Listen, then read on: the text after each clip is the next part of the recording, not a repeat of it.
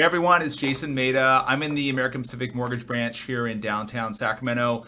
I want to talk to you a little bit about value proposition. So when we think about value proposition, I think we got to take a step back for a second. I think it first starts with really having a great understanding of what your vision is for your business. Like, where do you want to be? Where do you see your business going in the next 3 to 5 years? More importantly, what is my big why for why I want to be successful in this business?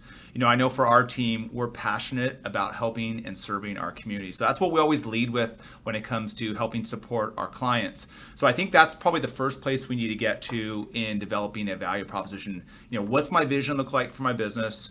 Why am I doing this? What is going to drive me? Because monetarily the monetary reasons can't be for doing what we do, right? The why has to be much bigger than that. And then from there, I think that's where we develop our value proposition. So I want to take you through 3 steps into value proposition. The first is going to be the before. So my before activities with a client, my during, and then what does it look like post-closing? So that's kind of how I think about the value proposition for my clients. So when I think about the start or the beginning phase of the application, what's going to differentiate me from the rest of our competition? What's going to set me apart from the other lenders out there in my marketplace that are trying to get connected with my client? We all know this is a very difficult market. We understand that, interest rates are at all-time highs. We have very little volume out there because of limited inventory. So what am I going to do differently to set myself apart from my competition? Here's a couple things to think about. Am I going to create a high-touch experience for my client? So when I'm initiating or having that first consultation with my client, what can I say that's going to differentiate me? So one of the things that I talk a little bit about is how we really strive to provide education to our buyers. So we want them to have a great understanding of the process. Not all lenders are going to sit down and do a full video 30-minute consultation with the client. So we think that kind of sets us apart. We also talk a little bit about technology, having access to a mobile app, being able to make calculations of your monthly payment right there at the drop of a hat. So those are things that we can do at the beginning phase to help set us apart from the rest of the competition. I think the last thing I would leave you with when it comes to the before process is to think about this interest rate environment. We want to be experts in not only the product, but we also want to be experts in the economic market so we can help educate our clients. I think there's a lot of strategy around, being able to lock that client at the best available rate and having that maybe reassurance from them or for them that they know they're dealing with an expert that understands the ebbs and flows and the volatility of today's market. Okay, so that's the beginning stages or the before application. Let's talk about during for a value proposition. So when we think about during, I always like to kind of center that around high touch experience. The most valuable thing you can do during the process is communication, whether that's text, email, phone, leveraging technology, because let's face it, our buyers are nervous, they're anxious, they're just afraid of what's next steps in the process are. They don't know what that next milestone is. So you can never over communicate, whether that's to your buyers, even some of your referral partners, like the realtors, the buyer's agent, the listing agents.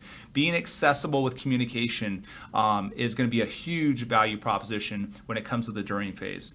Now, the after is going to be our post-closing activities. What does that look like for us? Well, we got some great tools here at APM, right? We have the HomeBot system. HomeBot allows us to be able to kind of give a digest to our clients of what the market value looks like of their home, what are some trends in the market, how can they monitor their mortgage. And I think that provides extra value to our clients just to know exactly what's in the future for them in home buying. Most of our clients that you're working with today are first-time home buyers.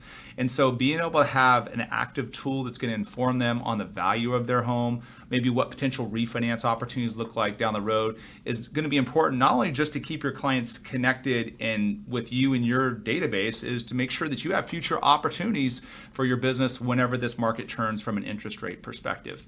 So the other last thing I'd say with post-closing activities is do something different, right? Just getting an email saying congratulations is not a difference maker. What if we gave the client a call, delivered maybe a closing gift to the client, showed them that added touch of that you're going to make in working with that client? Let's face it, when you work with your clients, this is going to be, for most of them, the largest purchase they're going to make in their upcoming financial futures. So make that a difference. Make that a statement for you. So when those clients receive that housewarming gift or that post-closing gift, they say, wow, that was an added touch that I got at APM. And I really think that's going to be a huge part of your value proposition in the after closing process. So again, value proposition for you is really all encompassing of the total process, I believe. So it's really kind of understanding where your value is at the beginning stages of the application, what it looks like during the application process, and what does it look like post-closing. But I would really encourage you, take some time to step back, especially right now. We're just halfway over the midway point of 2023. Maybe just do some recasting of your vision of what it looks like in this kind of choppy market. What is my why behind what I'm doing for my business, and how am I going to best be able to serve my clients and really provide that best value proposition for them to be successful in homeownership?